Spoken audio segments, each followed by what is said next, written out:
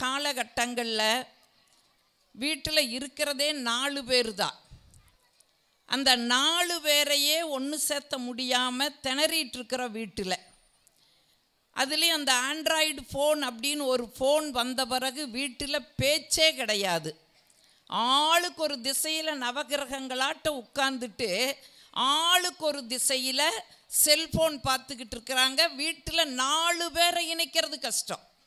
ஏன், புதிதாக திருமணமாகி ஒரு மருமக வீட்டுக்கு வந்தா, மாமியார் அந்த மருமக கிட்ட சொன்னாங்க, அம்மா இந்த வீட்டுக்குன்னு சில பாரம்பரியம் இருக்குதம்மா, இது ஒரு குட்டி அரசாங்கம், 4 ஜன்னல் கம்பிகளுக்கிடையே நடந்து கொண்டு இருக்கக்கூடிய ஜனநாயக வீடு, இந்த வீட்டில் உன் மாமனார் தாம்மா முதலமைச்சர், அவர் இந்த பொதுப்பணித்துறையெல்லாம் பார்த்துக்கிறாரு, நான் துணை முதல்வர், இந்த நிதி நிர்வாகம் ஜவுளித்துறையெல்லாம் நான் பார்த்துக்கிறோம்மா, ஏன் பைய அதான் உன் புருஷ அவன் இந்த வருமானத்துறையை பார்த்துக்கிறா, ஏன் பொண்ணு அதான் உன் நாத்தனார் அவ இந்த விளையாட்டுத்துறையை பார்த்துக்கிறாம்மா, இந்த வீட்டில் 2 துறை காலியாக இருக்குது, அதை உனக்கு நான் தர்றேன், ஒன்று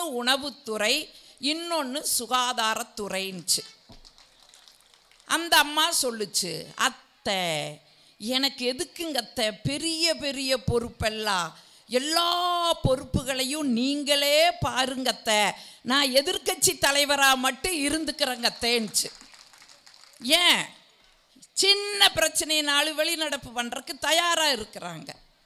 இங்கே வீட்டுக்குள்ளே 4 பேரை இணைக்க முடியல, ஆனால் 10 நாளாக எல்லாரையும் ஒருங்கிணைச்சு ஒரு புத்தக திருவிழாவை மிக சீரோடும் சிறப்போடும் நடத்தி கொண்டிருக்கிறார்கள் என்று சொன்னால், மாவட்ட ஆட்சி தலைவர்களுக்கும் இந்த புத்தக திருவிழா இவ்வளவு சிறப்பாக நடைபெறுவதற்கு உறுதுணையாக இருக்கக்கூடிய அத்துணை அரசு அதிகாரிகளுக்கும் அலுவலக பணியாளர்களுக்கும் இங்கு 10 நாட்களாக வருகை தந்து இந்த புத்தக திருவிழாவை சிறப்பித்து கொண்டிருக்கக்கூடிய திருவாரூர் வாழ் தமிழ் சான்றோர்களுக்கும் என்னுடைய பணிவான வணக்கத்தை கனிவோடு தெரிவித்துக் கொள்வதிலே நான் மகிழ்ச்சி கொள்கின்றேன்.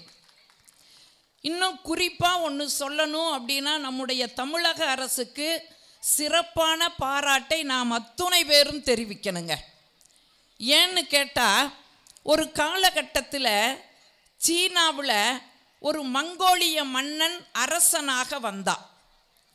அரசனாக வந்த உடனே அந்த மங்கோலிய மன்னன் போட்ட சட்டம் என்ன தெரியுமா, இந்த நாட்டில் இருக்கிற அத்தனை புத்தகங்களையும் எரிச்சிருங்கன்னு சொன்னான்.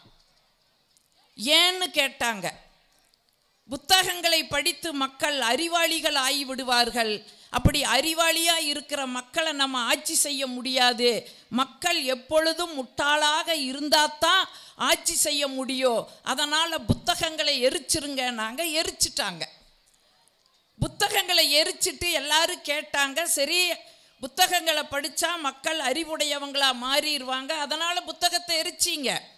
படைப்பாளிகள் இருக்காங்கல்ல, எழுத்தாளர்கள் இருக்காங்கல்ல, அவர்களை உங்களால் என்ன செய்ய முடியும்னு கேட்கும் பொழுது அந்த மங்கோலிய மன்னன் அத்துணை படைப்பாளிகளையும் கொன்று குவித்து அவர்களுடைய எலும்புகளை எடுத்து வரிசையாக அடுக்கி வைத்து சீன பெருஞ்சுவரை கட்டினான் என்று ஒரு வரலாறு சொல்கிறது என்று சொன்னால், அன்பு மக்களே யோசித்து பாருங்கள்.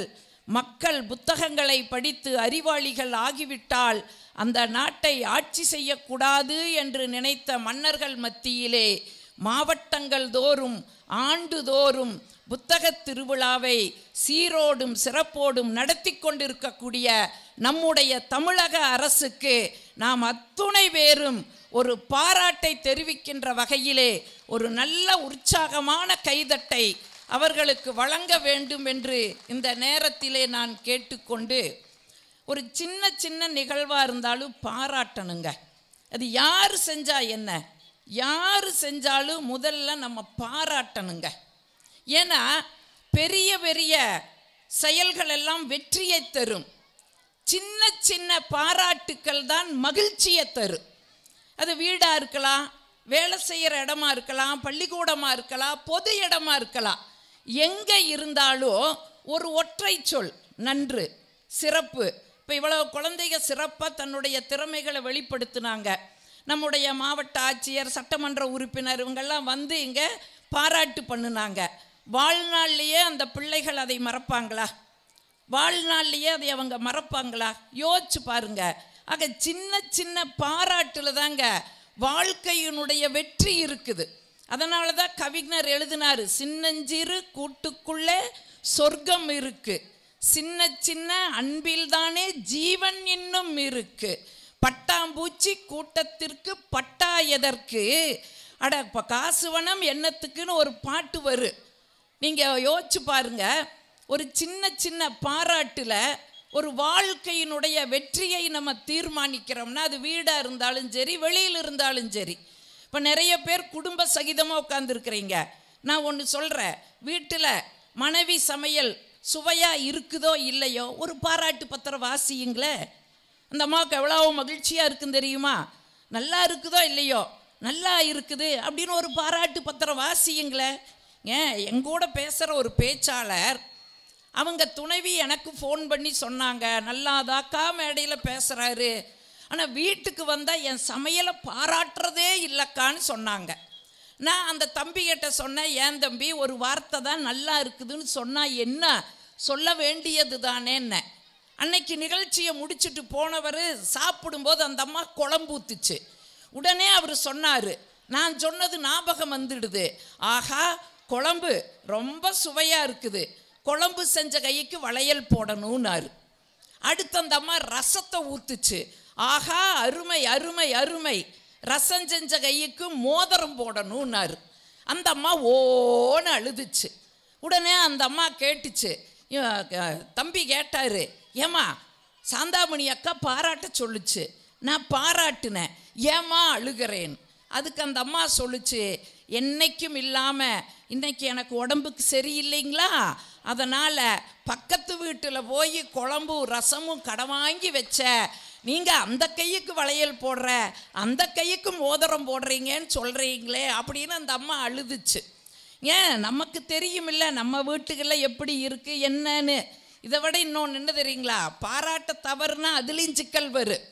ஏன் இந்த கொரோனா காலத்தில் எல்லாருக்குமே தெரியும், பெரும்பாலும் எல்லாரும் வீட்டில் தான் முடங்கி இருந்த, கோயிலிருந்து எல்லாம் பூட்டு போட்டுட்டாங்க, யாரும் வெளியில் வர முடியல. வீட்டில் நிறைய பெண்கள் சமையலெல்லாம் புதுசு புதுசாக கற்றுட்டாங்க. இங்கே கொரோனா காலத்தில் எங்கள் ஏன்னா நான்லாம் ஆசிரியர், பேராசிரியர், சகோதரர் என்னை அறிமுகப்படுத்தும் போது சொன்னார், நாங்கள்லாம் பேராசிரியர்கள். கொரோனா காலத்தில் எங்கள் பாடு என்ன தெரியுங்களா, எப்போ ஆசிரியருக்கும் மாணவர்களுக்குமான உறவு ஒரு காலகட்டங்கள் அப்படியே நெருக்கமாக இருந்துச்சு. இந்த கொரோனா காலத்துக்கு அப்புறம் எங்களுக்கு இருக்கிற உறவு எப்படி மாறி இருக்குது தெரியுங்களா, அப்படியே பாம்பன் பாலம் மாட்டம் நீளமாக போயிடுச்சு. கல்லூரியிலேயே ரொம்ப ஸ்ட்ரிக்டாக இருப்பேன் நான். பையங்க செல்ஃபோன் வச்சுருந்தா நான் அனுமதிக்கவே மாட்டேன், செல்ஃபோனை வாங்கி வச்சிருவேன். வாங்கி வச்சுட்டு வருஷ கடைசியில் அம்மா அப்பாவை வந்து எங்கிட்ட வாங்க சொல்லப்பான்ருவேன். வந்து வாங்குவாங்க. இந்த கொரோனா வந்துச்சுங்களா, அவன் செல்ஃபோனில் தான் வகுப்புக்குள்ளே வரணும். நான் கூப்பிடுறேன், வா தம்பி வந்து செல்ஃபோனை வாங்குங்கிற, வாங்க வரமாட்டேங்கிறா. வேண்டாங்க டீச்சர், நீங்களே வச்சுக்குங்க டீச்சருங்கிறா. இல்லைப்பா, இந்த செல்ஃபோனை வாங்கி அதன் மூலம் என் வகுப்புக்குள்ளே வந்தாதான் எனக்கு சம்பளம் தருவாங்கப்பா, வான்னா வரமாட்டேங்கிறா. எப்படி மேடம் நீங்கள் கொள்கையில் இருக்கிறீங்களோ அது மாதிரி நானும் கொள்கையில் இருக்கிறேங்கிறா. நீங்கள் வருஷ கடைசியில் எங்கள் அம்மா அப்பா கிட்ட கொடுங்கன்னு சொல்கிறா. நீங்கள் நம்ப மாட்டீங்க, மாஸ்க் போட்டுட்டு சானிடைசர் எல்லாம் கைக்கு பூசிட்டு வாடகைக்கு கார் எடுத்துட்டு வீடு வீடாக கொண்டு போய் செல்ஃபோனை கொடுத்து வகுப்புக்குள்ளே வான வந்துட்டான். வந்துட்டவன் மெசேஜ் அடிக்கிறா எனக்கு, வகுப்புக்குள் உட்கார்ந்துக்கிட்டு, எந்த செல்ஃபோனை வைத்திருந்தால் வகுப்புக்குள் விடமாட்டா என்று சொன்னாயோ அந்த செல்ஃபோன் மூலம்தான் உன்னுடைய வகுப்பையே நான் அட்டன் செய்து கொண்டிருக்கிறேன். சாந்தாமணி ஈச பூமராங்குன்னு பூமரங்காக்கி பார்த்துட்டான். நாங்கள் அந்த பாடுபட்டோம். இந்த கொரோனா காலத்துலிங்க பெரும்பாலும் உங்களுக்கு தெரியும், எங்கள் வீட்டுக்கு பக்கத்து வீட்டில் கணவன் மனைவி 2 பேருமே வேலைக்கு போகிறாங்க. இப்போ கணவன் மனைவி வேலைக்கு போகிற வீடு எப்படி இருக்கும் அப்படிங்கிறது எல்லாருமே நாம் அனுபவிச்சுக்கிட்டு தான் இருப்போம். ஏன் தாமரை அப்படின்னு ஒரு கவிஞர் அழகாக ஒரு கவிதை எழுதுனாங்க. அதாவது வேலைக்கு போகிற பெண்கள் வீட்டில் என்ன பாடுபடுறாங்க அப்படிங்கிறத ஒரு கவிதையாக எழுதுனாங்க. நிற்க நேரம் இல்லை, நினைத்து பார்க்க தெம்பில்லை, ஓட்டமே கால்களுக்கு செருப்பு, மறதியே நினைவுகளுக்கு மருந்து, சீருடை காணவில்லை என்று சீரும் வாரிசுகள், காப்பிக்கு கத்தும் கணவன், அப்பப்போ மருந்து மாத்திரை கொடுக்க வேண்டிய மாமன் மாமிகள், அடுப்பில் கொதிக்கும் பருப்பு, அசந்தால் பொங்கும் பால். இந்த பாலும் புருஷனும் ஒன்றுங்க. வீட்டில் பாலும் புருஷனும் ஒன்று என்னை பொறுத்த வரைக்கும். ஏன்னா பொங்குன்னு பார்த்துட்டே இருப்போம், பொங்கவே பொங்காது, சனிய பொங்காதுன்னு திரும்புவோம், படக்குன்னு பொங்கிரு. பால் புருஷனும் ஒன்று என்னை பொறுத்த வரைக்கும். ஆக இப்படி ஒரு பரபரப்பான சூழலில் வேலைக்கு போகிற ஒரு பெண் பாடுபடுகிறாள்னு தாமரை எழுதுனாங்க. இது நம்முடைய வாழ்க்கையில். இப்போ நானே பேராசிரியர் தான். இன்றைக்கும் காலையில் 4 மணிக்கு தான் எந்திரிக்கிறேன். அத்தனை வேலையும் நான் செய்கிறேன். எல்லாம் பரபரப்பாக செஞ்சிட்ருக்கும்போது எங்கள் வீட்டு 7:30 தான் எந்திரிக்கே. 8 மணிக்கு தான் 7:30 மணி சொன்னனுங்க. மணி சொன்னேன். நீங்கள் கைதட்டி என்ன வேறு வம்புல மாட்டி விட்டுறாதீங்க. 7:30 மணிக்கு எந்திரிப்பார், 8 மணிக்கு பாத்ரூமுக்குள்ளே போவார், 8:30 மணிக்கு எனக்கு இப்போ பஸ்ஸுக்கு போகணும் கல்லூரி போகிறக்கு. இதில் பரபரப்பாக அப்படியே தோசை ஊற்றிட்டு இருப்பேன். பிள்ளை ஓடி வந்து அம்மா சீப்பக்கானாம்பா தலையிலேயே இருக்குது, சனியை தலையிலே வச்சுக்கிற ஓடுறி, அவளை விரட்டி விட்டுட்டு தோசையை திருப்பி போடையில் என் பையன் ஓடி வந்து அம்மா சாக்ஸை காணோம். அந்த தோசை கருகிறக்குள்ளே ஓடி போய் சாக்ஸ் எடுத்து கொடுத்துட்டு வரக்குள்ள இது கருகிரு. சரி, இதை நம்ம சாப்பிட்டுக்கலான்னு எடுத்து வச்சுட்டு அதுக்குள்ளே எங்கள் வீட்டில் குளிக்க போகையில் அவருக்கு தண்ணி அத்தனையும் எடுத்து வச்சு பேஸ்ட்டு ப்ரஷ்ஷு இவ்வளவும் வச்சுக்கிட்டு, இன்றைக்கி இந்த கம்ப்யூட்டர் யுகத்தில் வேற முதுகும் வேற காலையில் தேய்ச்சி விட்டுட்ருக்கோணும். நிப்பார் இப்படி வேட்டை கருப்பராயன் சாமியாட்ட, கையில் அருவாள் மட்டும்தான் இல்லை. அதில் பெரிய கவிஞர் வைரமுத்து நினப்பு இருக்குது. முதுகு தேய்க்கில் கேட்பார், இவ்வளவு அழகாக முதுகு தேய்க்கும் செப்படி வித்தையை எங்கடி கத்தாயின்னு. ஐயா, என் வீட்டில் 10 எருமை மாட்டை நான் தான் ஐயா தேய்ச்சி குளிச்சுக்கிட்டு இருந்தேன்னு பரபரப்பாக அவருக்கும் பதில் சொல்லிட்டு வர்றக்குள்ளே அடுத்த தோசை இருக்குது. அதை தூக்கி போட்டுட்டு இன்னொரு தோசை ஊற்றும் போது இடையில மாமனார் மாமியா வயதானவங்க ஓடி கொண்டு போய் அவங்களுக்கு காஃபியை கொடுத்துட்டு வந்துட்டு, எப்போவுமே எனக்கு தெரிஞ்சு 33 வருஷம் வரலாறு இல்லைங்க, துண்டு எடுத்துட்டு பாத்ரூமுக்குள்ளே போனதே கிடையாது. அங்கே நின்றுட்டு ஒரு குரல் கொடுப்பார், அம்மா துண்டுன்னு. சகோதரி கைதட்டுறாங்க. இப்போ அவங்க வீட்டிலே அது நடக்குதுன்னு எனக்கு நல்லா தெரியுது. நிறைய பேர் வீடுகளில் நடக்குது. அம்மா துண்டும்பார். சரி, போய் கொடுத்துட்டு வரக்குள்ளே இன்னொரு தோசையும் கருகுமே அப்படின்னு இருந்த இடத்துல இருந்துட்டு அப்படியே துண்டை தூக்கி வீச, அவர் சச்சின் டெண்டுல்கர் கேட்ச் பிடிக்கிற மாதிரி அங்கிருந்துட்டு கேட்ச் பிடிக்க நான் யோசிச்சு பார்க்கறது உண்டு. எப்பாச்சு ஒரு நாள் தப்பி தவறி பரபரப்பாக வேலை செஞ்சிட்ருக்கையில் இவர் வாட்டுக்கு துண்டுன்னு கத்தி இந்த துண்டை தூக்கி வீசறதுக்கு பதிலாக இந்த கையில் வச்சிருக்கிற தோசை திருப்பியை தூக்கி என்னைக்காவது ஒரு நாள் போட்டுருவோமோ அப்படிங்கிற ஒரு பரபரப்போடு காலை வேளை 2 பேரும் வேலைக்கு போகிற வீடுகளில் நடக்குது. இப்போ இவங்க 2 பேரும் வேலைக்கு போகிறாங்க. கொரோனா காலத்தில் எல்லாரும் வீட்டில் தான் இருந்தாங்க, ஒர்க் ஃப்ரம் ஹோம். அந்த அம்மா கொஞ்சம் சுமாராக தான் சமைக்கும். சமையெல்லாம் அவ்வளவு எக்ஸ்பர்ட் அந்த அம்மா கிடையாது. இந்த தம்பி சொன்னார், அம்மா வீட்டில் தாம்மா இருக்கிற, மற்ற நாள் தான் வேலைக்கு போகிற, ஏதோ செஞ்சு போட்டதை கடனே நான் சாப்பிட்றேன், இன்னைக்காவது கொஞ்சம் சிறப்பாக பண்ணம்மா அப்படின்னு சொன்னாப்புல. கொஞ்சம் டைம் எடுத்து கொஞ்சம் வாய்க்கு ருசியாக பண்ணி கூடம்மா நாப்பில். அந்த அம்மா ஒன்றும் பேசலை, போச்சு, சமைச்சுது, பரிமாறிச்சு, எப்போ இருக்கிற மாதிரியே தான் இருந்துச்சு. ஒன்றும் சேஞ்சே வரல சமையல்ல. உடனே இவருக்கு கோபம் வந்துச்சு, ஏம்மா வீட்டில் தாம்மா இருக்கிற, இன்னைக்காவது கொஞ்சம் வாய்க்கு ருசியாக ஆக்கி போடக்கூடாதா அப்படின்னு அந்த ஒரு கொஞ்சம் குரலை ஒசத்துனார். இந்த அம்மா ஃபோன் எடுத்துட்டு அழுதுகிட்டே ஃபோன் பண்ணிச்சு யாருக்கோ. இவர் என்ன நினச்சிட்டாரு, சரி அவ அம்மா கிட்ட அழுதுகிட்டே அவங்க அம்மா கிட்ட பேசுகிறாங்க அப்படின்னு நினச்சாரு. ஒரு 10 நிமிஷம் இருக்குங்க, கார்பரேஷன் லாரி வந்து நின்றுச்சு. வந்த உடனே ராமசாமி யாருன்னு கேட்டாப்புல. அந்த தம்பி நான் தான் சார்ன்ட்டு வெளியில் வந்தார். சாப்பாட்டில் உப்பு இல்லை, காரம் இல்லை, சுவை இல்லை, ருசி இல்லைன்னு சொன்னையான்னு கேட்டாங்க. ஆமாங்க சார் சொன்னேன்னாப்புல. வா உனக்கு கொரோனா வந்திருக்குதுன்னு பிடிச்சிட்டு போயிட்டாங்க. போகும்போது அப்பாவியாக என்னை பார்த்துட்டு போகிறாரு. பக்கத்து ஜன்னல் நின்று நான் பார்த்துட்டு ஒரு ஃபோன் அடித்த தம்பி, அக்கா பிடிச்சி கொடுத்துட்டாக்கா நான் இப்படி சொன்னதுக்குன்னு. ஆனால் சொல்லிட்டு ஒரு வார்த்தை சொன்னார், அக்கா 14 நாளுக்கா அருமையான சாப்பாடக்கா, முட்டை சுண்டல் சிக்கன் ஒரே கோலாகலம் அக்கான்னு சொன்னார். நான் இது எதுக்கு சொல்கிறேன்னா, சுவை இருந்தாலும் சரி இல்லைனாலும் சரி ஒரு பாராட்டு பத்திரத்தை வச்சிங்கன்னா அடுத்த நாள் சிறப்பான சமையல் வரும்னு சொல்கிறேன். நீங்கள் ஆண்கள் இருக்கிறீங்க, நான் உங்களுக்கு ஒரு டிப்ஸ் இந்த நேரத்தில் கொடுத்துட்றேன். பொதுவாக சாப்பாட்டில் முடி இருந்ததுன்னு வைங்க, கோபப்படக்கூடாது. ஏன்னா என் வீட்டுக்காருக்கெல்லாம் முடி இருந்தால் கோபம் வந்துரு. கோபப்படக்கூடாது. ஒரு டிப்ஸ் சொல்லி கொடுக்குறேன் பாருங்க, எப்படி பாராட்டணும்னு. ஒரு சமயம் முடி இருந்ததுன்னா அந்த முடி அப்படியே கையில் எடுங்க, அந்த அம்மையாரை பக்கத்தில் கூப்பிடுங்க. கூப்பிட்டுட்டு ஒரு வார்த்தை சொல்லுங்க, இந்த முடி உன் தலையில் இருந்தாலும் அழகு இலையில் இருந்தாலும் அழகு அப்படின்னு ஒரு வார்த்தை சொல்லி பாருங்க. அடுத்த நாள் இலக்கண சுத்தமாக அந்த அம்மா சோறாக்கு.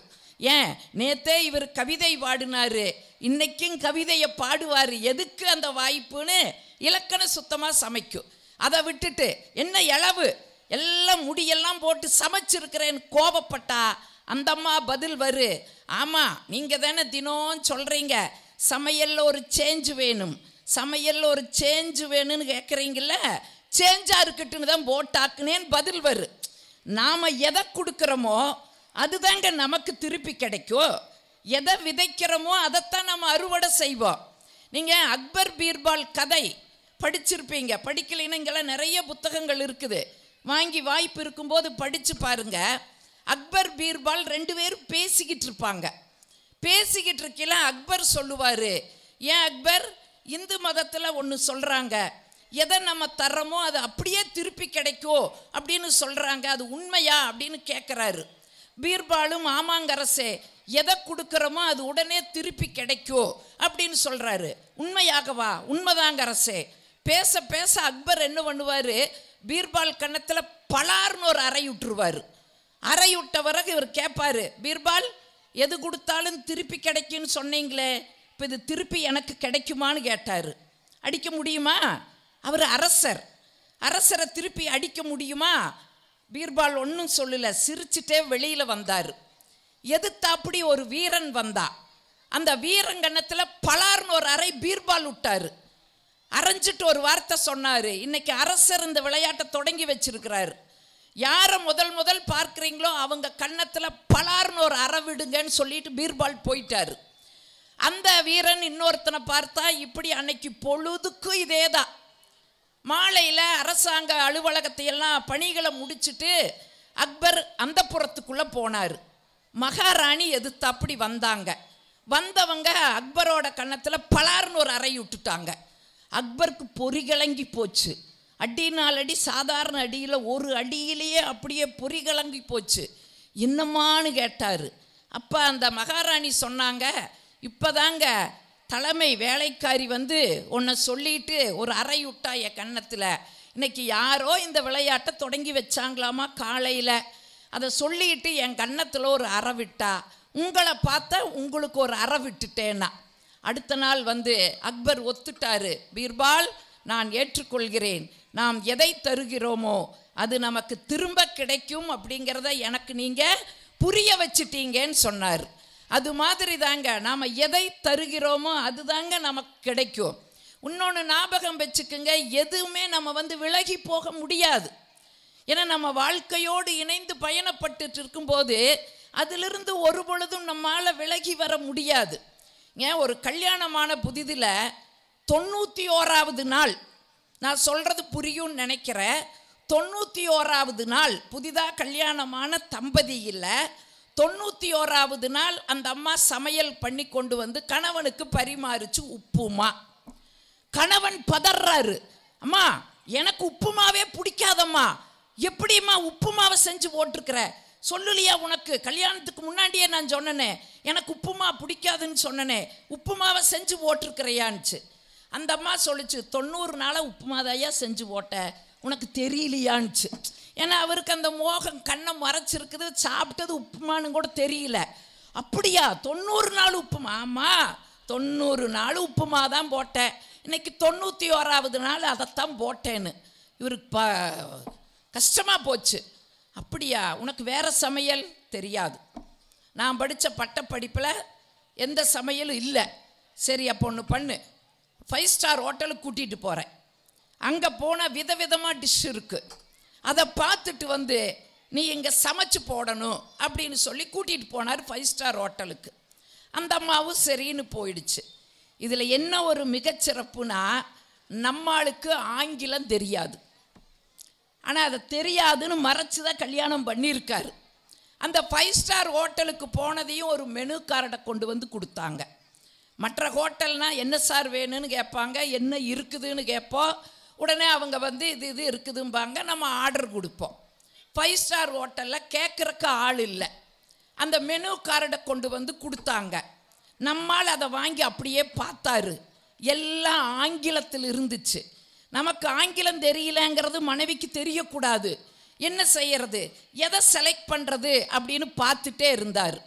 பக்கத்தில் ஒருத்தர் வெளிநாட்டிலிருந்து வந்திருந்தார்.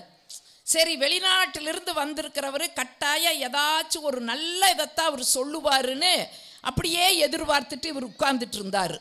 அவர் அந்த மெனு கார்டை பார்த்துட்டு நம்பர் 7 அப்படின்னு சொன்னார். உடனே நம்மால் என்ன பண்ணா, நம்பர் 7 அருமையான டிஷ்ஷாக தான் இருக்குன்ட்டு நம்பர் 7 அப்படின்னு சொன்னான். அவன் என்ன பண்ணுனா, அழகாக ஆர்டர் எடுத்தவன் அழகாக தட்டத்தில் அலங்காரம் பண்ணி தொப்பியெல்லாம் வச்சு அதையெல்லாம் அப்படியே மூடி அப்படியே கொண்டு வந்து டேபிளில் வச்சா. அப்படியே அதை ஓப்பன் பண்ணுனா உப்புமா காத்துட்டு இருந்துச்சு. மனைவி ஒரு மாதிரி பார்த்தா, ஐயையோ ஏமாந்துட்டோமே. சரி, இந்த தடவை தான் நான் ஏமாந்துட்டேன், அடுத்த ஆர்டர் பண்ணுறதுக்கு நான் ஏமாற மாட்டேன். சரி, எப்படியும் உப்புமா சாப்பிட்ட மனுஷன் இன்னொன்று ஏதாவது ஆர்டர் பண்ணுவார். அதனால் இவர் சாப்பிட்றத விட்டுட்டு அந்த வெளிநாட்டுக்காரர் என்ன ஆர்டர் அடுத்தது கொடுப்பாருன்னே பார்த்துட்டு உட்காந்துருந்தா. அடுத்தது அவர் சாப்பிட்டு முடிச்சுட்டு, அவர் வெளிநாட்டிலிருந்து வந்திருக்கிறாரு, நம்ம ஊருக்கு உப்புமா ஸ்பெஷல். உப்புமா கொடுக்குற டேஸ்ட்டு வேறு எந்த பிரியாணியும் நமக்கு கொடுக்காது.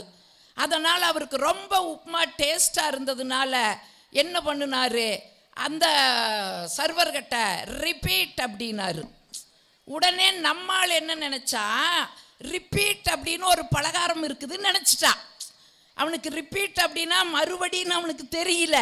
உடனே இங்கே வந்து சார் அப்படின்னா ரிப்பீட் அப்படின்னா திரும்பவும் வந்துச்சு உப்புமா. எதுக்கு சொல்கிறதுனா, நம்ம ஓடவும் முடியாது, ஒளியவும் முடியாது, வாழ்க்கையை விட்டு விலக முடியாது. ஆனால் இந்த வாழ்க்கைக்குள்ளே நம்ம அனுசரித்து போயிட்டோன்னு வைங்க, அந்த அனுசரிப்புக்குள்ளே தாங்க வாழ்க்கையினுடைய மகிழ்ச்சி இருக்குது. இந்த மகிழ்ச்சி அப்படிங்கிறது நமக்கு எங்கேயோ கடைகளில் வாங்குகிற பொருள் கிடையாது.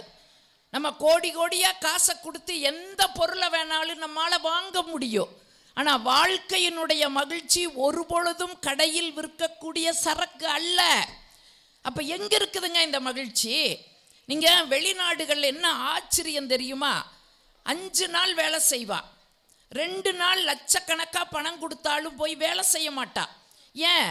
அந்த 5 நாள் அவன் செஞ்ச வேலைக்கான மன அழுத்தத்தை போக்குறதுக்கு ஏதாச்சும் ரிலாக்ஸ் பண்ணுறதுக்கு ஏதாச்சும் ஒரு இடம் தேடி போவானா. லாஃபிங் கிளப் அப்படின்னு இருக்குது வெளிநாடுகளில். அந்த லாஃபிங் கிளப்புக்குள்ளே போய் $700 $800 கொடுத்துட்டு தனி ஒரு மனுஷனாக உட்காந்து கெக்க புக்கன்னு சிரிச்சிட்டு வர்றாங்க வெளிநாட்டிலிங்க. ஏன்? வாய் விட்டு சிரிச்சால் நோய் விட்டு போகணும்னு நம்ம முன்னோர்கள் நம்ம பாட்டை நம்மளுக்கு சொல்லிட்டு போனாங்க. வெளிநாடுகளெல்லாம் காசை கொடுத்து மகிழ்ச்சியை வாங்குறாங்க. ஆனால் நம்ம நாட்டில் தாங்க வாழ்க்கையிலேயே மகிழ்ச்சி இருக்குது. இது நமக்கு நிறைய பேர் தெரியறதில்ல. இந்த கல்யாணமான புதிதில்லைங்க, எங்கள் அப்பா ஒன்றும் அவ்வளவு வசதி இல்லை, ஒரு ஏழை விவசாயி தான் என் அப்பா. சீர் கொடுக்குற அளவுக்கெல்லாம் பெரிய அளவுக்கு இல்லை. சரி, கல்யாணமாகி வர்ற மாப்பிள்ளைக்கு ஏதாச்சும் கொடுக்கணுமேனு டிவிஎஸ் 50 செகண்ட்ஸில் வாங்கி கொடுத்தாரு. அது 20 இழுக்கிறதே பெருசு, 20 கிலோ இழுத்துட்டு போகிறதே பெருசு. இதில் என்னையும் வேற உட்கார வச்சு ஓட்டிகிட்டு போகணுமா? என்னையும் சொன்னதையும் குறுகுறுன்னு பார்க்கக்கூடாது. நான் இப்போதான் இப்படி இருக்கிறேன். அன்னைக்கெல்லாம் சிம்ரன் மாதிரி சிக்குன்னு தான் இருந்தேன். இப்போதான் ஊர் ஊராக போய் நீங்கள் போட்ட சோத்தை தின்னுதான் இப்படி மாறி இருக்குது. அதனால் உன்னையுமா அப்படின்னு பார்க்காதீங்க. அது 20 போகிறதே மிகப்பெரிய கஷ்டம். கிராமமா வண்டித்தடமா ஒரு நாள் அந்த வழியில் போகும்போது அந்த வண்டி வேற கொஞ்சம் இழுக்கலை, ஸ்பீடு வரல. என் வீட்டுக்காரருக்கு எங்கள் அப்பா மேலே கோபம். இந்த நேரத்தில் ஒரு 4-5 எருமை மாடு குறுக்க நின்றுது. உடனே அந்த கோபத்தை என்கிட்ட காட்டுறாரு. ஏய், என்னடி உன்ற சொந்த பந்தமெல்லாம் இங்கே வந்து நிற்கிதுன்னாரு. நான் சுதாகரிச்சுக்கிட்டு பதில் சொன்னேன், ஆமாம்ங்க, எல்லாம் என்ற சொந்த பந்தம் தாங்க, கல்யாணத்துக்கு அப்புறம் வந்த சொந்த பந்தம்ங்க. இது என் மாமனாருங்க, இது என் மச்சாண்டாருங்க, இது என் நங்கையாங்க, இது என் கொழுந்தியாளுங்கன்னு சொன்ன பாருங்க. அந்த மனுஷனுக்கு வந்த கோபம் அத்தனையும் மாறி வண்டியை கீழே போட்டு உட்காந்து கலகலகலகலன்னு சிரிச்சார். அப்போ ரசிக்கணுங்க. எந்த ஒரு இதாக இருந்தாலும் வாழ்க்கையில் ஒன்று சொல்லும் பொழுது நீங்கள் ரசித்து பாருங்க, அதுக்குள்ளே தாங்க மகிழ்ச்சி இருக்குது. ஆனால் நாம் அந்த ரசனை தரத்துக்குள்ளே இருக்கிறோமா அப்படின்னு கொஞ்சம் யோசிச்சு பாருங்க. ஏன் ஒன்றும் இல்லை, கல்யாணமாகி 15 வருஷம் வாழ்க்கையில் எந்த சண்டை சச்சரவும் இல்லாமல் வாழ்ந்துட்டுருக்குறாங்க ஒரு தம்பதி. எல்லாரும் வந்து பேட்டி எடுக்கிறாங்க. இது எப்படிங்க சாத்தியப்படும்? சண்டை சச்சரவு இல்லாமல் எப்படிங்க 15 வருஷம் வரலீங்க? இல்லைங்க. கணவன் பேசி மனைவி எடுத்து பேசாமல் இருக்க முடியுங்களா? 1 சொன்னா 2 சொன்னாதாங்க ஆறுதல் அடைவாங்க பெண்கள். அது எப்படிங்க? இல்லைங்க, பேச மாட்டாளுங்க, நாங்கள் நம்ப மாட்டோங்க. எப்படிங்க பேசுவா? அவ தான் ஊமையாச்சுங்கன்னாரு. அந்த அம்மா ஊமை எப்படி பேசு? உடனே எல்லாரும் கேட்டாங்கன்னு இவனுக்கு ஒரு வருத்தம். இவளும் என்னமோ 15 வருஷம் சொல்லணும்னு பேன்னு சொல்லிட்டு நினச்சிட்டு இருக்கிறா. சரி, எதுக்கு டாக்டர்கிட்ட கூட்டிகிட்டு போவோம், பரிசோதனை பண்ணுவோம், பேசுறதுக்கு வாய்ப்பு இருந்தால் பேசிட்டுன்னு கூப்பிட்டு போனார். அங்கே போய் டாக்டர்கிட்ட காமிச்சார். டாக்டர், என் மனைவி பேசுறதுக்கான வாய்ப்பு. அவர் பரிசோதனை பண்ணி பார்த்துட்டு சொன்னார், எக்ஸ்ட்ரா சதை வளர்ந்துருக்குது, அவ்வளவுதான். ஆப்ரேஷன் பண்ணால் உங்கள் மனைவி கலகலன்னு பேசுவாங்க, 6 லட்சம் ஆகுனாரு. 6 லட்சத்தை 3 வட்டிக்கு வாங்கினா கட்டுனா ஆப்ரேஷன் சக்சஸ். டாக்டர், என் மனைவி போ 8ஆம் நம்பர் ரூமில் எகிரி பேசுகிறா, போய் பாருன்னாரு. போனார், கதவை திறந்தார், பார்த்தாரு.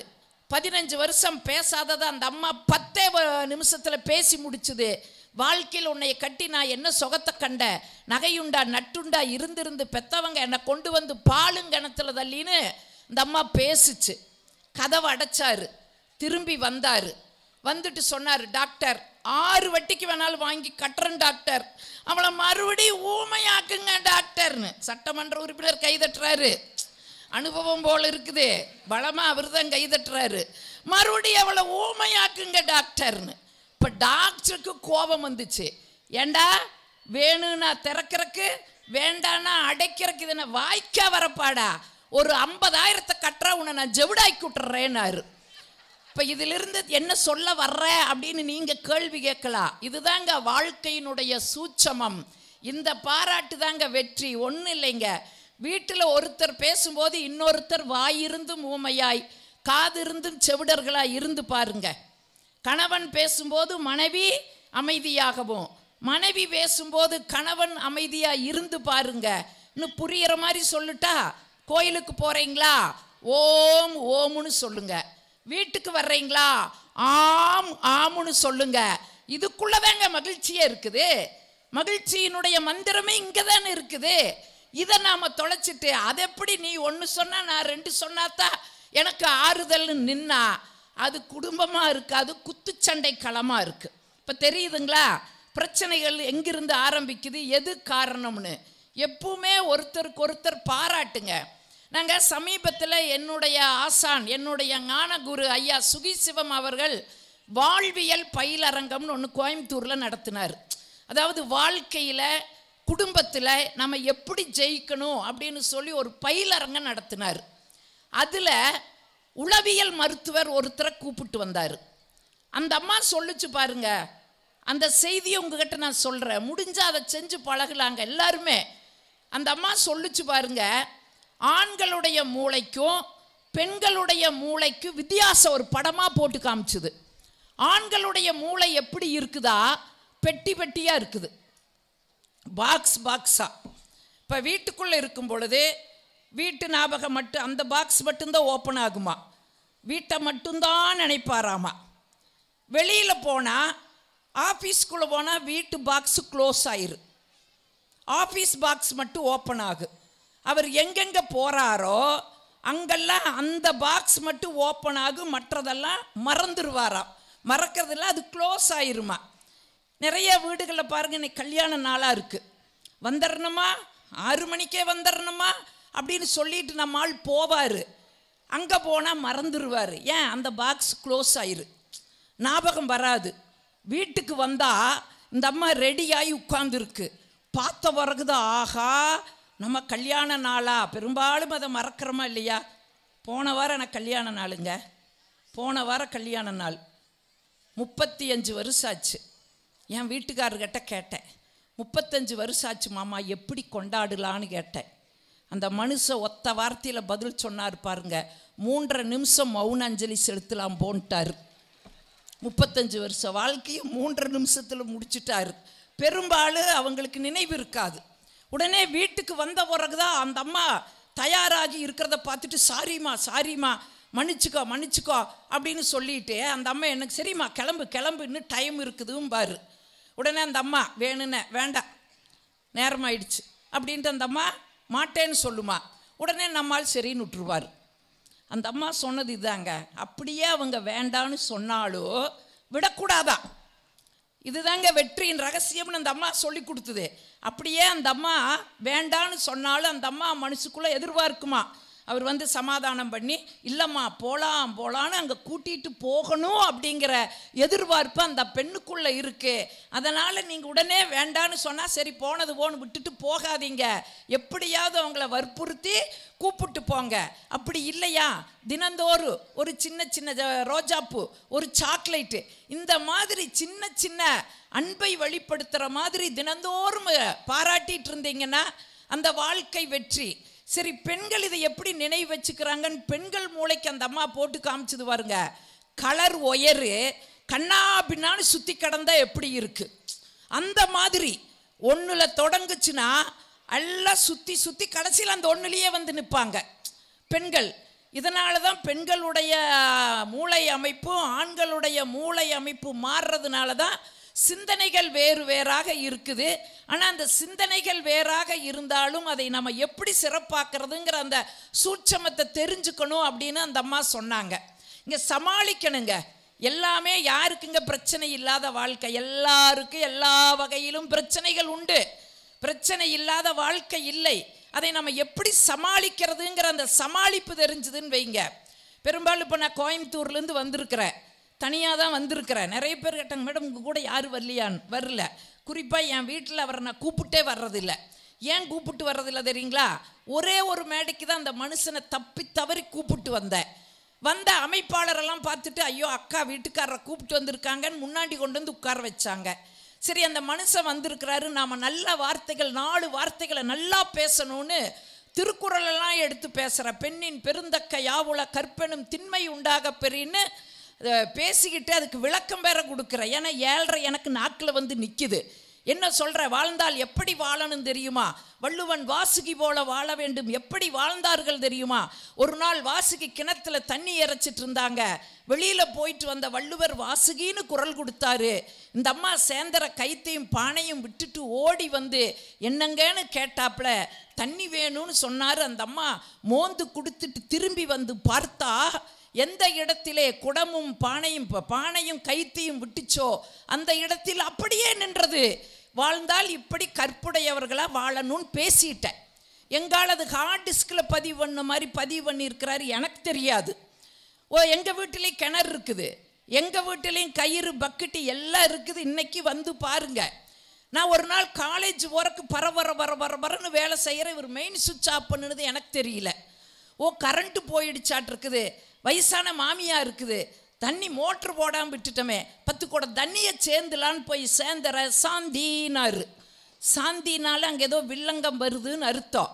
சேந்தர கைத்தையும் பக்கெட்டையும் விட்டுட்டு ஓடி வந்து என்னங்கன்னு கேட்டேன். என்ன பண்ணுறேன்னு கேட்டார். தண்ணி சேர்ந்திட்டு இருக்கிறேங்கன்னு சொன்னேன். கையை பிடிச்சி வான்னு கூப்பிட்டு வந்தார். வந்தால் என்ற துரதிஷ்டா பக்கெட்டையும் கயிறும் போய் தண்ணிக்குள்ள விழுந்துடுச்சு. எட்டி பார்த்துட்டு கேட்குறாரு, நிற்கீலே அப்படின்னு. என்னங்க நிற்கீலேன்னு கேட்டேன். குடமும் பக்கெட்டையும் நிற்கீலேன்னாரு. எனக்கு அப்புறம்தான் தெரிஞ்சுது, அன்னைக்கு உணர்ச்சி வசப்பட்டு பேசுன்னு இல்லையா, அதை இப்போ சோதிக்கிறாராமா. சுதாகரிச்சுக்கிட்டு பதில் சொன்னேன், மாமா தண்ணி சேர்ந்துறவ மட்டும் வாசுகியாக இருந்தால் போதாது மாமா, கூப்பிடுறவரும் வள்ளுவராய் இருக்கணும் மாமா அப்படின்னு சொல்லிட்டு எஸ்கேப் ஆகி ஓடி வர்றோம்னா இந்த சமாளிப்புங்க. சின்ன சின்ன பிரச்சனைகள் வாழ்க்கையில் இருக்கும், அதை பெருசாக பூதாகரப்படுத்திட்டோம்னா அதிலிருந்து நம்ம விடுபட முடியாது. அதையும் லகுவா, இப்போ நான் உங்களுக்கு புரிகிற மாதிரி எப்படி சொல்கிறேன்னே, ஒருத்தன் தூங்கிட்டு இருந்தா, தூங்கும்போது பூனையை முழுங்குற மாதிரி ஒரு கனவு கண்டுட்டான். உடனே கண்ணை முழிச்சா வயிற்றுக்குள்ளே ஏதோ கடமுடா பண்ணுச்சு. ஆகா, உண்மையிலேயே நம்ம பூனையை முழுங்கிட்ட மாட்டிருக்குதுன்னு டாக்டர்கிட்ட ஓடுனா. டாக்டர் டாக்டர் நான் பூனையை முழுங்கின மாதிரியே இருக்குது, வயிற்றுக்குள்ளே ஒரு கடமுடா, ஸ்கேன் பண்ணுங்க டாக்டர். ஸ்கேன் பண்ணினாரு, அப்படியெல்லாம் ஒன்றும் இல்லைப்பான்னு சொன்னார். நம்பிக்கை வரல. இன்னொரு டாக்டர்கிட்ட போனா, டாக்டர் அந்த டாக்டர் ஸ்கேன் பண்ணினாரு, ஒன்றும் இல்லைன்னு சொன்னார், நீங்களாவது நல்லா ஸ்கேன் பண்ணுங்க. அவர் ஸ்கேன் பண்ணிட்டு அப்படியெல்லாம் ஒன்றும் இல்லைன்னாரு. ஆனாலும் அவனுக்கு வயிற்றுக்குள்ளே என்னமோ கடமுடா பண்ணிக்கிட்டே இருக்குது, என்ன செய்யறதுன்னு தெரியல.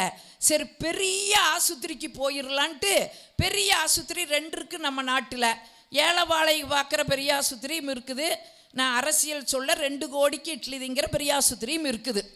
இவன் கையை தட்டி என்னை வம்பிட மாட்டேறாதீங்க, நான் அரசியல் சும்மா ஒரு உதாரணத்துக்கு சொன்னேங்க, ஏன்னா அதையத்தான் ஹைலைட் பண்ணி போட்டுருவாங்க. ஸோ அந்த ஆஸ்பத்திரி இருக்குது, புரியறக்காக சொன்னேன். இவன் அந்த 2 கோடிக்கு இட்லி திங்கிற ஆஸ்பத்திரிக்கு ஓடிட்டான். போய் டாக்டர்கிட்ட சொன்னா, டாக்டர் டாக்டர் எங்கள் ஊரில் 2 டாக்டர் ஸ்கேன் பண்ணிட்டு ஒன்றும் இல்லைனாங்க, நீங்களாவது சரியாக ஸ்கேன் பண்ணுங்க டாக்டர்னா. அவர் ஸ்கேன் பண்ணினாரு, ஒன்றும் இல்லை. ஆனால் அவர் டெக்னிக்கலாக ஒரு வேலையை செஞ்சார். அந்த ஸ்கேனில் ஒரு பூனை படத்தை வரைஞ்சிட்டார். வரைஞ்சிட்டு சொன்னார், ஆமாப்பா வயிற்றில் பூனை இருக்குதுன்னு. இவன் கேட்டா, டாக்டர் 2 டாக்டர் அங்கே ஸ்கேன் பண்ணி ஒன்றும் இல்லைன்னு சொன்னாங்க, உங்ககிட்ட எப்படி டாக்டர் பூனை சிக்கிச்சுண்டே? அவங்க லைட்டை ஆஃப் பண்ணிட்டு எடுத்தாங்க, நான் லைட்டை போட்டுட்டு எடுத்தேன். லைட் ஆஃப் பண்ணுனதுனால பூனை ஓடி போய் ஒளிஞ்சிடுது, லைட்டை போட்டதுனால ஓட முடியலடா, சிக்கிடுது, போடா போயிட்டு அடுத்த வாட எடுத்து விட்டுறேன். இப்போ நர்ஸு வந்து கேட்டுச்சு, டாக்டர் சம்பாதிக்கிறதுக்கு 1000 வழி இருக்குங்க டாக்டர், இதையெல்லாமா நீங்கள் இப்படி பண்ணுவீங்கன்னு. அவர் சொன்னார், அம்மா சம்பாதிக்கிறதுக்கு வழி இல்லைம்மா, அவன் மனசுக்குள்ளே பூனையை முழுங்கின மாதிரி ஒரு எண்ணத்தை வச்சுக்கிட்டு இருக்கிறா, முதல் அதிலிருந்து அவனை வெளியில் கொண்டுட்டு வரலா. நீ அடுத்த வாரம் ஒரு பூனையை பிடிச்சிட்டு ரெடியாக நில்லுண்டுடுது. அடுத்த வாரம் வந்தா, டே ஆப்ரேஷன் எல்லாம் பண்ண மாட்டேன், நல்லா உட்கார வச்சு தலையில் நங்குன்னு கொட்டுவேன், உன்னால் எவ்வளவு முடியுமோ அவ்வளவு தூரம் வாயை திறந்து கத்து, பூனை வெளியே வந்துருன்னு சொன்னார். உட்கார வச்சார், நல்லா உள்ளங்கையை மடக்கி நடு மண்டியில் நச்சுன்னு கொட்டினார். இவன் வலி தாங்க முடியாமல் ஐயோ அம்மா அப்படின்னு கத்துனா. கரெக்டாக அந்த அம்மா குறுக்க பூனையை விட்டுச்சு. இப்போ டாக்டர் சொன்னார், இங்கே பாருடா உன் பிரச்சனை தீர்ந்தது, பூனை எடுத்தாச்சு போனாரு. ஓன்னு அழுகிறா. அதான் பூனை எடுத்தாச்சேடா, என்னடா பிரச்சனை, எதுக்குடா ஓன்னு அழுகிறேன். அவன் உடனே சொன்னான், டாக்டர் முழுங்கும் போது கருப்பு பூனையாக இருந்தது டாக்டர், ஓடும்போது வெள்ளை பூனையாக இருக்குது டாக்டர் அப்படின்னா. அப்போ இவன் என்ன பண்ண முடியும்? என்ன பண்ண முடியும்? இதுதாங்க நாமளும். ஒரு சின்ன பிரச்சனை, அது வீடாக இருக்கலாம், வெளியில் அலுவலகமாக இருக்கலாம், வேலை செய்கிற இடமா இருக்கலாம், பொது இடமா இருக்கலாம், எங்கேயா இருந்தாலும் ஒரு சின்ன பிரச்சனையை அதை லகுவாக கொண்டு போகிறக்கு தெரியாமல் பூதாகரப்படுத்தும் போது இந்த கதை நமக்கு பொருந்துது. அப்போ எப்படி இதிலிருந்து விடுபடுறது? நல்லா யோசிச்சு பாருங்க. ஒரு ஆற்று தண்ணியில் ஒரு கல்லை தூக்கி போட்டிங்கன்னா அந்த கல் போய் அந்த இடத்துல ஜம்முன்னு உட்காந்துக்கு, நகராது. ஆனால் அதே ஆற்று தண்ணியில் ஒரு இலையை தூக்கி போட்டிங்கன்னா ஆற்று தண்ணி எங்கெல்லாம் போகுதோ அங்கெல்லாம் அந்த இலை போயிட்டே இருக்குது. இது மாதிரி தாங்க நம்ம மனசுக்குள்ளே கல் மாதிரி ஒரு எண்ணத்தை பதிய வச்சிட்டோம்னா அதிலிருந்து நம்ம மீண்டு வெளியே வர முடியாது. பல சிக்கல்களுக்கு நம்ம ஆளாகிட்டு இருப்போம். எப்படி அந்த இலை எங்கெல்லாம் போகுதோ அது மாதிரி நம்முடைய எண்ணத்தை லகுவாக வச்சிட்டோம்னா இதை விட வாழ்க்கையினுடைய மகிழ்ச்சி எங்கேயுமே கிடைக்காது. இந்த சூழலுக்கு நம்மளை தயாராக்கிட்டோன்னு வைங்க, இதுதாங்க மகிழ்ச்சி. இது எல்லாம் நீங்கள் அழகாக இதெல்லாம் எங்கிருந்து நம்ம எடுத்துக்க முடியும்? நல்லா அழகாக புத்தக திருவிழாவை நடத்துகிறாங்க. இந்த செய்திகளையெல்லாம் இப்போ நான் எங்கிருந்து எடுத்தேன்? எல்லாம் புத்தகங்களை வாசிக்கிறதுனால, பல சான்றோர்கள் பேசுகிறத கேட்கறதுனால இதை நம்மளால் சொல்ல முடிஞ்சுதுன்னா ஒன்று ஞாபகம் வச்சுக்குங்க, யார் அறிவுடையவர்கள் இருக்கிறாங்களோ அந்த நாட்டிலே யாரையும் எதுவும் செய்ய முடியாது. அப்போ அந்த அறிவாளிகளாக ஆக்குவது நம்முடைய புத்தகங்கள் தான். அதனால்தான் வால்டேர், ரூசோ போன்றவர்களெல்லாம் எமிலி போன்ற புத்தகத்தை படித்ததுனால தான் பிரெஞ்சு புரட்சிக்கே அவர்கள் வித்திட்டார்கள்னு சொன்னால் அந்த செய்திகள்லாம் நமக்கு எங்கிருந்து கிடைக்குது அப்படின்னா இது போன்ற புத்தகங்கள் இருந்து கிடைக்குது. ஆனால் நாம் இருக்கிற சூழலில் பாருங்கள், இன்னைக்கு பெரும்பாலும் ஏமாற்றுபவர்களும் ஏமாத்துபவர்களும் ஏமாறுகிறவர்களுமாக இந்த தேசம் மாறி போயிட்டுருக்குது. ஒன்றும் இல்லைங்க, ஒருத்தர் 5000 வந்து என்கிட்ட கடன் கேட்டா. நான் சொன்னேன், கடன் அன்பை முறிக்கின்றா, நான் தரமாட்டேன்டான்னு சொன்னேன். கொடுத்தா கொடுங்கக்கா, இல்லைன்னா இல்லைன்னு சொல்லுங்கக்கா, எது தூட்டில் போய் வாங்குறேன்னா அவர் அறுத்த கைக்கு சுண்ணாம்பு தரமாட்டார், அவர்கிட்ட எப்படிடா வாங்குவேன், வாங்குறனோ இல்லையோ பாருங்கன்னு போனா வாங்கிட்டானுங்க 5000. என் கண்ணு முன்னாடியே ஆட்டிட்டு வர்றா. கூப்பிட்டேன் நான், வாடா, அறுத்த கைக்கு அந்த மனுஷன் சுண்ணாம்பு தரமாட்டார், அவர்கிட்ட எப்படிடா காசு வாங்கினேன். அவன் சொன்னா, வெரி சிம்பிள் அக்கா, குடும்ப சகிதமாக உட்காந்துருந்தாரு, காலில் போய் விழுந்து என் குலதெய்வமே நீங்கள் தான் சொன்னேன், 5000 கொடுத்துட்டாரு. எனக்கு பயங்கர கோபம் வந்துச்சு. போடா, ஒரு 5000 வாங்கறதுக்கு அடுத்தவங்க காலில் போய் விழுந்திருக்கிறையே, நீ எல்லாம் மானமுள்ள தமிழநாடான்னு தான் கேட்டேன். அவன் சொன்னான் பாருங்க ஒரு வார்த்தை, கம்முன்னு இருக்கா, 5000 வாங்கறதுக்கு ஒரு தடவை தானக்கு அந்த ஆள் காலில் விழுந்துருக்கிற, அதை எங்கிட்ட இருந்து திருப்பி வாங்கறதுக்கு எத்தனை தடவை என்ற காலில் உழுக வைக்கிறோம் பார்க்குறையான்னு சொன்னால் நீங்கள் யோசிச்சு பாருங்க. இந்த செய்தியை நம்முடைய ஜானகிராமன் கதையில் அழகாக சொல்லியிருப்பார். காண்டாமணின்னு ஒரு கதை. வாய்ப்பு இருக்கிறவங்க புத்தகத்தை வாங்கி படித்து பாருங்க. காண்டாமணி அப்படின்னு ஒரு கதை. ஒரு கணவன் மனைவி உணவு விடுதி நடத்திட்டு இருப்பாங்க. அதில் பக்கத்து பள்ளிக்கூடத்தில் இந்த சிறு வேலை செய்கிற ஒரு வயதான பெரியவர், இந்த அட்டண்டன்ஸ் எல்லாம் கொண்டு கொடுக்கறது, இந்த மாதிரி சின்ன சின்ன வேலை செய்கிற ஒரு வயதான பெரியவர் எப்பவுமே இங்கே வந்து சாப்பிடுவார். அன்னைக்கு அப்படி தான் மதிய உணவு தயாராகுது. அவர் வர்றாரு, அவர் தான் முதலாளாக வர்றாரு, வந்து உட்காந்து சாப்பிட்றாரு. அவருக்கு சாப்பாடெல்லாம் பரிமாறிட்டு அந்த கடை முதலாளி என்ன பண்ணுறாரு, ஏன்னா எல்லாம் பொட்டலங்கள் வாங்கறதுக்கு வருவாங்க, உணவு பொட்டை, அதனால் பொட்டலம் கட்டலான்னு எடுத்து குழம்ப ஊற்றும் போது அதில் ஒரு விஷப்பாம்பு உளுந்து கிடக்குது. அவர் பதறி போகிறாரு, ஐயையோ குழம்புல விஷப்பாம்பு விழுந்துருக்குதே, அதையே அந்த பெரிய மனுஷனுக்கு நம்ம கொடுத்துட்டோமே, வேண்டாம் சாப்பிட வேண்டான்னு தடுக்கலான்னு அவர் வெளியில் வர்றதுக்குள்ளே அவர் சாப்பிட்டு முடிச்சுட்டு அந்த இலையை எடுத்துட்டு போட போகிறாரு. போட்டுட்டு அதுக்கான காசை கொடுக்குறாரு. இவர் நடுங்கிட்டே காசை கையில் வாங்கிட்டு சாமியை கும்பிட்றாரு. ஏன்னா அங்கே ஒரு சிவாலயம் இருக்குது, சிவசிவாங்கிற எழுத்து அவர் கண்ணில் படுது. பார்த்துட்டு எந்த இதுவும் வராமல் என்னை காப்பாற்றி விடு அப்பா, இதில் ஏதாச்சும் நான் சிக்கிடக்கூடாது, ஆண்டவா சிவா என்னை காப்பாற்றி விட்டீங்கன்னா உனக்கு பெரிய காண்டாமணி வாங்கி வைக்கிறேன்னு கும்பிட்டா. ஆனால் என்ன இதுன்னா அடுத்த நாள் அவர் இறந்துட்டார். ஆனால் ஊர் உலகம் என்ன சொல்லிச்சு, அவருக்கு வயசாயிடுச்சு, அதனால தான் அவர் இறந்துட்டாரு அப்படின்னு சொல்லி அவரை கொண்டே அடக்கம் பண்ணிட்டாங்க.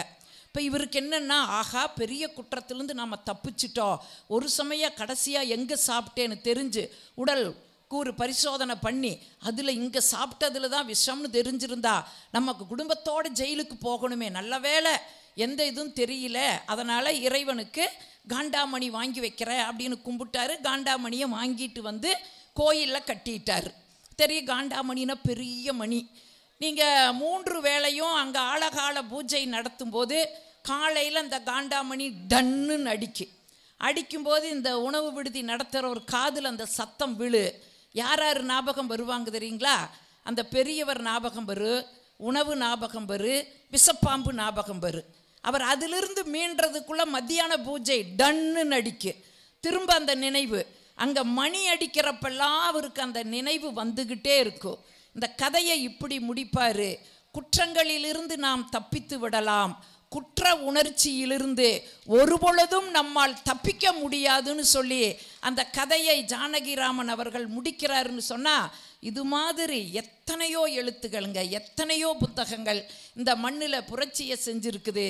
அதனால தான் முத்தமிழ் அறிஞர் டாக்டர் கலைஞர் வாழ்ந்த இந்த மண்ணில் அவர் அழகாக எழுதினார், காகிதத்தை சுருட்டி கந்தகத்தை வைத்தால் மட்டும் வெடிக்காது, வார்த்தைகளை சுருக்கி வரிகளில் வைத்தாலும் அது வெடிக்கும், புரட்சி செய்யும்னு நம்முடைய முத்தமிழறிஞர் டாக்டர் கலைஞர் சொல்லியிருக்காருன்னு சொன்னால், நீங்கள் அழகாக சின்ன பிள்ளை எவ்வளவு அழகாக பேசிச்சு நம்ம பார்த்தோம். நூலைப்படி சங்கத்தமிழ் இதெல்லாம் மனப்பாடம் பண்ணுறதே சிறப்புங்க. ஆனால் இதையெல்லாம் நம்ம பிள்ளைகளுக்கு சொல்லி கொடுத்து படிக்கக்கூடிய அந்த வாய்ப்பையும் பிள்ளைகளுக்கு நம்ம உருவாக்கி கொடுக்கணும். நீங்கள் சொன்ன மாதிரி இன்னைக்கு செல்ஃபோன் அப்படிங்கிறது நம்ம எல்லாரையும் பிரிச்சிடுது. அன்னைக்கெல்லாம் வீடே வாழ்க்கையை கற்றுக் கொடுத்துது. வீடுன்னு வச்சோம், படின்னு வச்சு கட்டுனோம், வாழ்க்கையை படி. அடுத்தது நடைன்னு வச்சு கட்டுனோம், படித்தபடி நட. கூடாரம்னு வச்சுருந்தோம், அத்தனை பேரும் கூடி உட்கார்ந்துருந்தோம். அம்மா, அப்பா, அக்கா, தங்கச்சி, நங்கையா, கொழுந்தியா, நாத்தனார், மாமனார், சம்மந்தி உறவுகளோடு எல்லாம் சேர்ந்து உட்கார்ந்துருந்தோம். விட்டு கொடுக்கறதுனா என்ன, புரிதல்னா என்ன, பிரிதல்னா என்ன, அழுகைனா என்ன, மகிழ்ச்சினா என்ன, துன்பம்னா என்ன, அத்தனையும் அந்த வீடு நமக்கு பாடமாக கற்றுக் கொடுத்துது. இன்றைக்கி நம்ம வீடு எப்படி கட்டிகிட்டு இருக்கிறோன்னு உங்களுக்கே தெரியும். இன்றைக்கெல்லாம் அட்டாச்சு அவுட் ஹவுஸ்னு போட்டு தான் கட்டுறோம். எதெல்லாம் அட்டாச்சில் இருக்கணுமோ அதையெல்லாம் அவுட் ஹவுஸில் கொண்டு போய் வைக்கிறோம். எதெல்லாம் அவுட்டரில் இருக்கணுமோ அதையெல்லாம் அட்டாச்சுக்குள்ளே கொண்டு வந்துட்டோமா இல்லையா? எதெல்லாம் அன்னைக்கு நம்முடைய முன்னோர்கள் வாழ்ந்த காலத்தில் எதெல்லாம் அவுட்டரில் இருந்தது? கழிவறையும் குளியல் அறையும் அவுட்டரில் இருந்துச்சு. இன்றைக்கி அந்த கழிவறையும் குளியல் அறையும் அட்டாச்சுக்குள்ளே கொண்டு வந்துட்டோம். அட்டாச்சில் இருக்கிற பெரியவங்களை கொண்டு போய் அவுட் ஹவுஸில் வைக்கிற ஒரு காலகட்டமாக மாறி இருக்கிறோம். அன்னைக்கு வீடு வாழ்க்கையை கற்றுக் கொடுத்தது, இன்றைக்கி வீட்டு அமைப்பே நம்முடைய வாழ்க்கையை சிதைக்குது. நான் இப்படி யோசித்து பார்க்குற 35 வருடங்களுக்கு முன்னால் என்னுடைய திருமண வாழ்க்கையை யோசித்து பார்க்குற. அன்னைக்கெல்லாம் படுக்கையறைன்னு தனி கிடையாதுங்க. புதிதாக கல்யாணமானால் அவங்களுக்கு ஒரு திரை ஓடுவாங்க, அவ்வளவுதான். பகலில் பார்க்க முடியாது, இரவில் பேச முடியாது. மாமியா வேற காதை கூர்மையாக நிலவில் வச்சே படுத்திருக்கு. தலையணை மந்திரம் ஏதாச்சும் போடுறாளா அப்படின்னு கேட்டுக்கிட்டே இருக்கு. பார்க்க முடியாது, பேச முடியாத சூழல். ஒரு நாள் எங்கள் வீட்டு கோஷ்டியெல்லாம் பக்கத்து ஊருக்கு பொங்க வைக்க போயிடுச்சு. நான் மட்டும்தான் இருந்தேன். வந்தார் என் வீட்டுக்கார், எல்லாரும் எங்கேனாரு. எல்லாம் பக்கத்து ஊருக்கு போயிருக்காங்க பொங்க வைக்க. வீட்டில் என்ன இருக்குதுன்னாரு. ஒரு பரவசம், தனிமையில் பார்க்குறோம், தனிமையில் பேசுகிறோம், ஒரு பரவசம். ஓடி போய் சமையல் அறையில் பார்த்தா பழைய சோறு தான் இருந்தது. பழைய சோறு தான் இருக்குதுன்னு எடுத்து போட்டு கொல்லப்புறம் கொண்டு வானாரு. அன்னைக்கு கொல்லப்புறம்னு ஒன்று இருந்த அந்த அடையாளங்களையெல்லாம் இன்றைக்கி அழிச்சிட்டு உட்காந்துருக்கிற இன்றைக்கி இருக்கிற தலைமுறைக்கு கொல்லப்புறம்னே ஒன்று கிடையாது. எடுத்துட்டு ஓடி போனால் 10 எருமை மாடு கறக்குது, கட்டி தயிர் எடுத்து போட்டு கொண்டுட்டு போய் பிசைஞ்சு கொடுக்க, அவர் சாப்பிட கொடுக்க சாப்பிட போன கோஷ்டி திரும்பி வந்துடுச்சு. வந்துட்டாங்களேன்னு ஓடி போய் இப்போ சட்டி வானையை ஒரு பக்கம் வச்சுட்டு ஒன்றும் தெரியாத மாதிரி நான் அங்கே நிற்க, அவர் அங்கே நிற்க. வந்த மாமியா சமையலறையில் போய் கத்துது, லபோ லபோன்னு. தெரியுண்டி எனக்கு இப்படியெல்லாம் நடக்குன்னு தெரியுண்டி. ஆடு மாடுகளுக்கு ஆட்டி வச்சுருந்த பருத்திக்கொட்டை புண்ணாக்க எந்த ஆடு மாடோ வந்து தின்னுட்டு போயிருக்குது, அது தெரியாமல் இருந்தியான்னு அது கத்துது. எனக்கு அப்புறம்தான் தெரிஞ்சுது, ஓ நம்ம பழைய சோறுன்னு எடுத்தோமில்ல அது புண்ணாக்கு, அது அந்த புண்ணாக்குக்கும் தெரியல. கொடுக்க சாப்பிட யோசிச்சு பாருங்க. இந்த மகிழ்ச்சி இன்னைக்கு இருக்குதான்னு நீங்கள் சொல்லுங்கள். எல்லாரும் நெஞ்சில் கை வச்சு சொல்லுங்கள், இந்த மகிழ்ச்சி இன்னைக்கு இருக்கா? அன்னைக்கு எப்படிங்க? இதே மண்ணில் தானே நாம் இன்னைக்கு வாழ்ந்துட்டுருக்குறோம். இதே நூற்றாண்டில் தானே நம்ம இன்னைக்கு எப்படி எல்லாம் இழந்துருக்குறோம். இன்னைக்கு அந்த செல்ஃபோனில் ஒரு பொண்ணு வந்து அப்பா கிட்ட சொல்கிற, அப்பா நான் அமெரிக்காவில் இருக்கிற ஒருத்தரை காதலிக்கிறேன்ப்பான். அவர் கேட்டார், அவர் எப்படிமா உங்கள்கிட்ட வந்து சிக்குனான்? இன்டர்நெட்டில் தேடினோம், சரி ஃபேஸ்புக்கில் பார்த்துட்டோம், ஸ்கைப்பில் ப்ரப்போஸ் பண்ணினோம், இப்போ 3 மாதமாக வாட்ஸ்அப்பில் காதலிச்சுக்கிட்டு இருக்கிறோம். உடனே அப்பா பார்த்தார், அப்படியாம்மா, அப்போ இது உருப்படாத காதல். ஒன்று பண்ணு, கல்யாணம் ட்விட்டரில் கல்யாணம் பண்ணிக்கோ, மேக் மை ட்ரிப்பில் ஹனிமூன் போய்க்கோ, ஃப்ளிப்கார்ட்ஸில் பேபிஸ்க்கு ஆர்டர் கொடு, கூகுளில் பேரை தேடு, பிடிச்சிருந்தா வாழு, இல்லைன்னா OLXில் போட்டு விற்றுட்டு போயிட்டே இருன்னு சொல்கிற ஒரு கலாச்சாரமாக இன்றைக்கி அந்த செல்ஃபோன்கள் வாழ்க்கையை மாற்றி அமைச்சிருக்குதுன்னா, தயவு செய்து பிள்ளைகளோடு அமர்ந்து பேசுங்க. அந்த குட்டி பையன் சொன்ன மாதிரி செல்ஃபோனை அளவாக பயன்படுத்துங்க. அது ஏன்னா அது இல்லைன்னா நம்ம செத்தே போயிடுவோம். ஒரு சட்டம் மட்டும் நம்முடைய தமிழக அரசு போட்டுட்டுங்க, நாளைக்கே ஒரு நாள் யாரும் செல்ஃபோன் பயன்படுத்தக்கூடாதுன்னு ஒரு சட்டம் போட்டாங்கன்னா, கொரோனாவில் செத்தவங்களை விட செல்ஃபோன் பயன்படுத்த முடியலன்னு சாவு எண்ணிக்கை அதிகமாக போயிரு. அது எல்லாரையுமே ஈர்த்திருக்குது, நம்ம ஒன்றும் பண்ண முடியாது. ஆனால் நம்ம வாழ்க்கை என்ன அப்படிங்கிறத புரிஞ்சுக்க இப்படி சொல்லி முடிச்சுக்கிறேங்க. அதாவது புத்தர் சீடர்கிட்ட கேட்டார், வாழ்நாள் எவ்வளவு ஒரு மனிதனுக்குன்னு.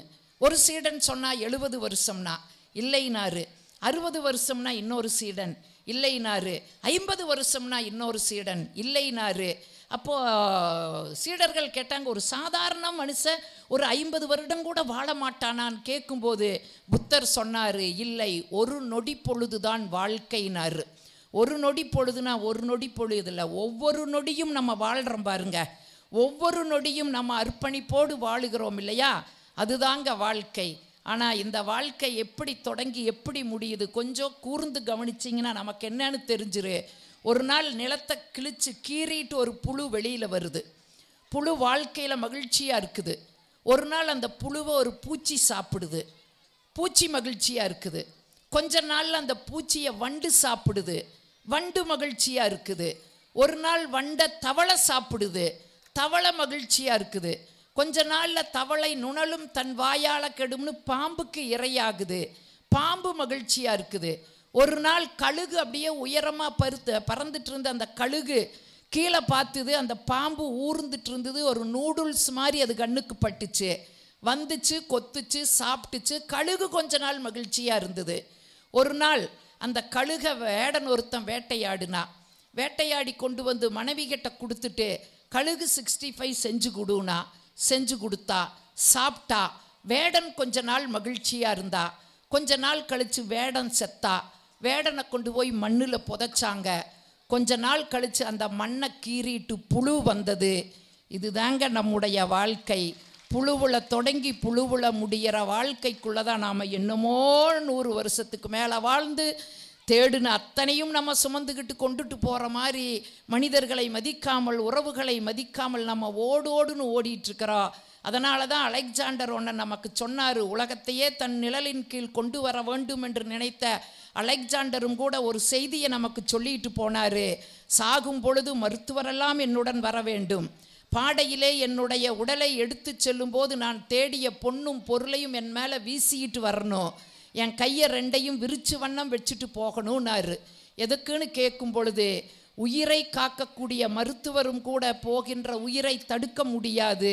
அதே மாதிரி தேடிய செல்வம் எதுவும் நம்மோடு வராது. அதே சமயம் உலகத்தையே தன் நிழலின் கீழ் கொண்டு வர வேண்டும் என்று நினைத்த அலெக்சாண்டனும் கூட இந்த மண்ணை விட்டு போகும்போது வெறும் கையோடு தான் போகிறான் என்பதை உலகம் உணர வேண்டும் என்று சொன்னால் யோசித்து பாருங்க. உறவுகளோடு வாழ்வது தாங்க வாழ்க்கை. உறவு என்பது அழகிய புத்தகங்கள். அதில் சில பக்கங்கள் தவறுடையதாக இருக்கலாம். பல பக்கங்கள் தவறுடையவதாக இருப்பதற்காக புத்தகங்களை ஒருபொழுதும் இழந்து விடாதீர்கள். உறவுகளோடு வாழுங்கள், மகிழ்ந்து வாழுங்கள். வாழ்வனுடைய நாள் குறுகிய நாள். அந்த குறுகிய நாளிலே நாம் எப்படி வாழ்ந்தோம் என்பதுதான் நம்முடைய வாழ்க்கை. அந்த வாழ்க்கையிலே மகிழ்ச்சி வருவதற்கு சின்ன சின்ன செயலையும் கூட பாராட்டுங்கள், பாராட்டுங்கள், பாராட்டுங்கள். பாராட்டில்தான் வாழ்க்கையினுடைய வெற்றியே இருக்கிறது என்று சொல்லி வியந்து கேட்ட அத்துணை பேரையும் வணங்கி விடைபெறுகிறேன். நன்றி, வணக்கம். இந்த தகவல் உங்களுக்கு பிடிச்சிருந்தா லைக் பண்ணுங்க, உங்க ஃப்ரெண்ட்ஸுக்கு ஷேர் பண்ணுங்க, மறக்காம எங்க சேனலுக்கு சப்ஸ்கிரைப் பண்ணுங்க.